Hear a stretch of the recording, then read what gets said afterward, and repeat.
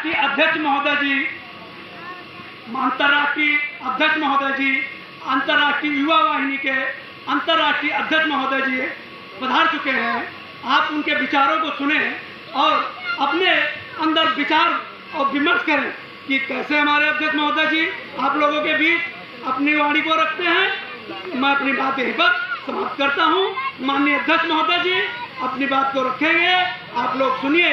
राष्ट्रीय अध्यक्ष महोदय जी, ये छोटा मोटा पद नहीं है, ये छोटी मोटी मामूली बात नहीं है। जिस हस्ती को हमने अपने दरवाजे पे आज बुलाया है, जिन्होंने मेरा मान रखा है, जिन्होंने मेरा सम्मान रखा है, ये बहुत छोटी मोटी हस्ती नहीं, बहुत बड़ी हस्ती है। माननीय हमारे श्रद्धेय श्री भगवती सिंह सांसद जी, जो चंद्रिका देवी मंदिर का निर्माण और चंद्रिका देवी मंदिर का उज्जवल भविष्य करने वाले माननीय भगवती सिंह जी, श्रद्धेय भगवती सिंह जी आज हम लोगों के बीच नहीं है। उनके छोटे भाई ये हमारे अंतर्राष्ट्रीय अध्यक्ष महोदय जी, अंतर्राष्ट्रीय अध्यक्ष महोदय जी आज योगी आदित्यनाथ माननीय मुख्यमंत्री जी के बहुत करीबी हैं, जो आप लोगों के बीच में आ चुके हैं। आप लोगों के बीच में अपनी बात को रखेंगे।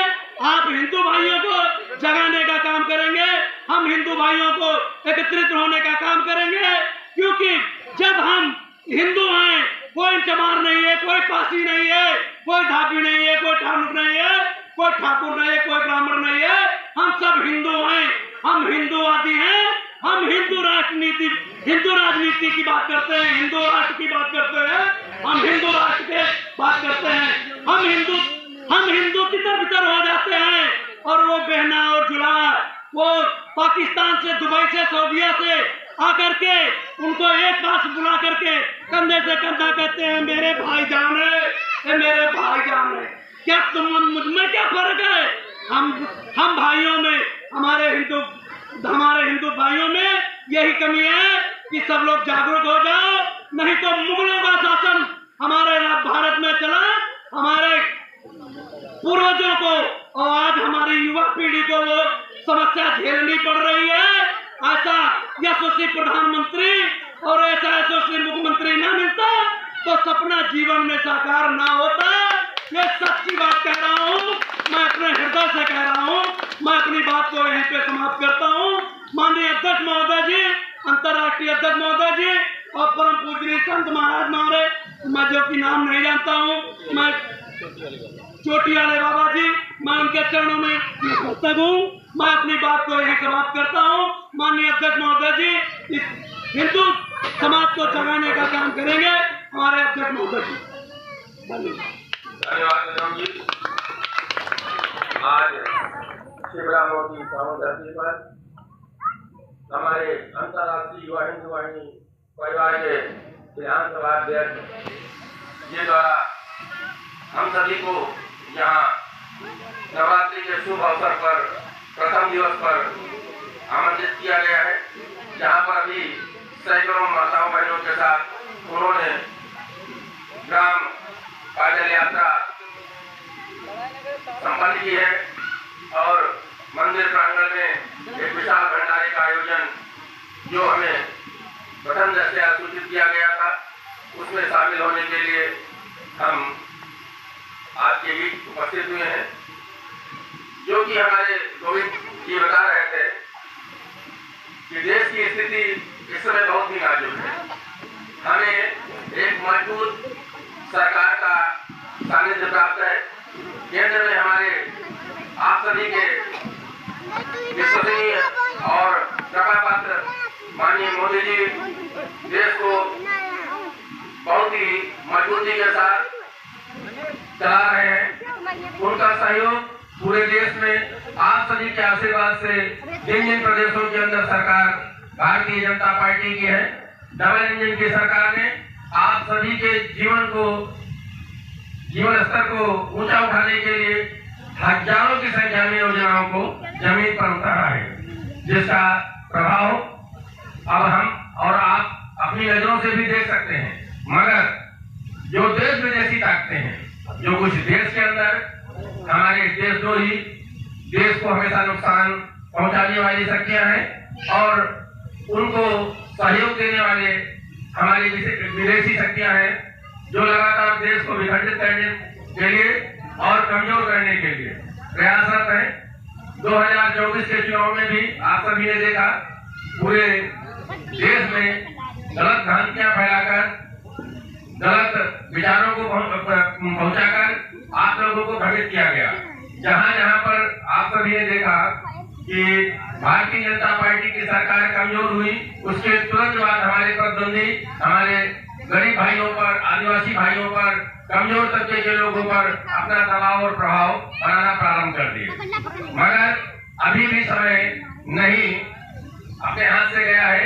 अगर हम अभी से अपने अंदर सुधार करते हैं और राष्ट्र को प्रथम और सनातन को प्रथम मानने वाले व्यक्तियों को अपना मार्गदर्शन एवं आशीर्वाद देते हैं, तो जो हमारे पूर्वजों का सपना है कि हमारा देश अखंड भारत बने, हिंदू राष्ट्र बने, उसमें आप सभी का मार्गदर्शन, आप सभी का आशीर्वाद अगर सरकार को प्राप्त होगा, माननीय मोदी जी को, माननीय योगी जी को, तो हम सबके बीच से ही कोई एक व्यक्ति विधायक बनेगा, सांसद बनेगा और देश का नेतृत्व करेगा। क्योंकि एक अकेली पार्टी भारतीय जनता पार्टी है जो रिश्तों को महत्व नहीं देती है, योग्यता के अनुसार सभी को लाभ और सभी को स्थान देने वाली है।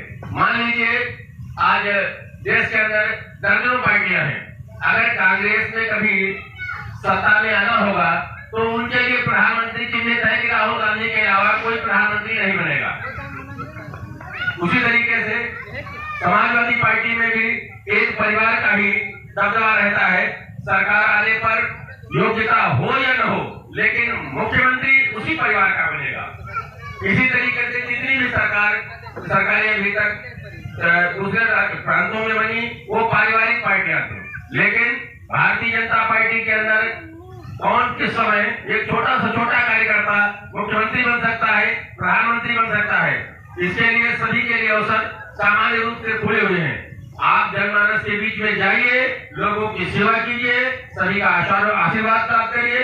सत्ता की चाबी आपके हाथ में है, मगर जिस तरीके से आज देश के अंदर विखंडन चल रहा है, हमें धर्म के नाम पर, जातियों के नाम पर लड़ाने का कार्य किया जा रहा है, उससे हम सभी को सतर्क रहना होगा। क्योंकि हम लोगों के जीवन में जो संघर्ष सामने आया है वो भी छोटा है, मगर जो हमारे साथ एक छोटे छोटे बच्चे बैठे हुए हैं, जब ये युवावस्था में होंगे और कहीं भूल से केंद्र की सरकार में परिवर्तन हुआ तो इन लोगों का जीवन बड़ा ही कष्टकारी बीतेगा, इनका भविष्य सुरक्षित नहीं रहेगा।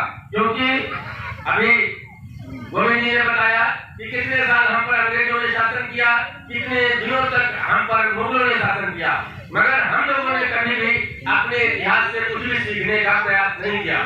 क्योंकि पहले भी हमारा देश हिंदू बाहुल्य था, मगर अंग्रेजों ने हम पर राज्य कैसे किया? हमें छोटी छोटी बातों पर उलझाया गया, आपस में लड़ा गया, जातियों में बांटा गया, जिससे हमको कमजोर होना पड़ा और कमजोर व्यक्ति कभी समाज के लिए कुछ भी नहीं कर सकता। इसलिए मैं आप सभी साथियों से, माताओं बहनों से, बच्चों से ये कहना चाहूंगा, जब भी बात आए तो जाति को दरकिनार करिए, राष्ट्र को सर्वप्रथम करिए। अगर कोई भी आपसे पूछता है कि आप कौन है, किस जात के हैं, तो आपको यही कहना है कि हम हिंदू हैं। न कोई ब्राह्मण है, न कोई क्षत्रिय है, न कोई वैश्य है, न कि कोई शूद्र है। सभी समान रूप से हैं। सरकार ने और संविधान ने हमें समान अधिकार दिए हुए हैं, और जो कमजोर तबके के लोग हैं उन लोगों को सरकार के संविधान के माध्यम से वो विशेष अधिकार दिए गए हैं, जिससे वो अपना स्तर ऊंचा उठा सकते हैं और सबके बराबर में अपना स्थान बना सकते हैं।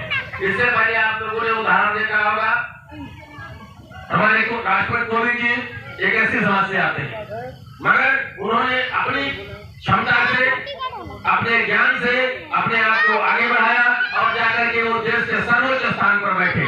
तो जब कोविंद जी बैठ सकते हैं तो हम में से, आप में से किसी का भी बच्चा देश का मुख्यमंत्री भी बन सकता है, प्रधानमंत्री भी बन सकता है, विधायक भी बन सकता है, मगर अगर हम एकजुट रहेंगे।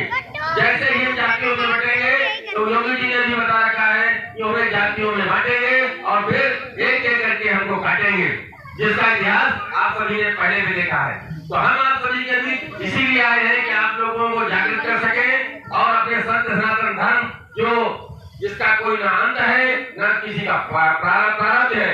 तो इस सनातन को लेकर के हम पूरे देश के अंदर, पूरे विश्व के अंदर अपना अलग नेतृत्व करेंगे, अपनी अलग पहचान बनाएंगे और जल्द ही हम सभी के प्रयास से हमारा देश हिंदू राष्ट्र घोषित हो। इसके लिए आप लोगों का सहयोग बहुत महत्वपूर्ण है, क्योंकि जब आप लोग इसी तरीके से गांव स्तर पर धर्म जागृति, जन जागृति को लेकर के लोगों के बीच में जाएंगे, उन्हें एकत्रित करेंगे और धर्म के साथ उन्हें जोड़ेंगे, तो ज्यादा दिन नहीं है कि हमारा देश हिंदू राष्ट्र बनेगा। ये कोई ऐसा मंच नहीं है जहाँ से हम कोई राजनीतिक उद्बोधन करें या कोई भाषण दें, लेकिन आप सब लोग इतनी बड़ी संख्या में आए और इस कार्य का आयोजन को संपन्न किया। इसके लिए मैं आयोजक कमेटी को, अपने गोविंद जी को और आए हुए सभी माताओं, बहनों को, बच्चों को बहुत बहुत धन्यवाद देता हूँ। और एक बार पुनः नवरात्रि के प्रथम दिवस पर आप सभी को जय माता दी।